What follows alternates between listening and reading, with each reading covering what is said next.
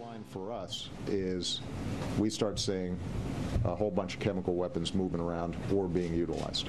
I have made clear that the use of chemical weapons is a game changer. The U.S. intelligence community assesses with some degree of varying confidence that the Syrian regime has used chemical weapons on a small scale in Syria, specifically the chemical agent sarin. I worry that the president and the administration will use these caveats as an excuse not to act right away or act at all.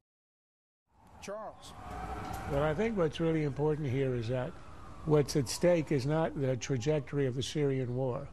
There's something else at stake here, and that's America's word. Whatever Obama does, I don't think he'll do anything. He'll try to minimize this. He'll try to caveat himself out of this. But even if he does act, it'll be a minor act. It's not going to have any effect on what happens in Syria. What's at stake here is whether anything that this president now says is believable around the world. When you say red line, and you make the red line a line way out there, it's not the slaughter of 80,000 of your own people. It's the use of chemical weapons. And then you get definitive evidence that it has been used, and you don't do anything, then your word means nothing. And the one thing America's had for the last 60 years is the power and the belief in the world that when it says X, it will do X. And I think that's really what the problem is here. I'm wondering whether this administration understands how much of its word is at stake.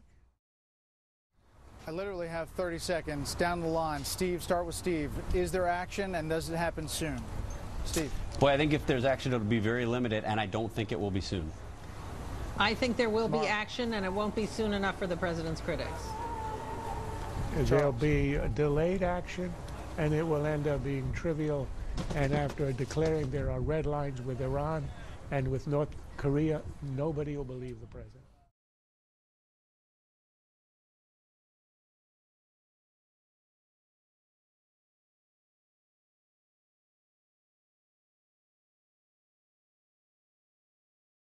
This has been a Sunfish production.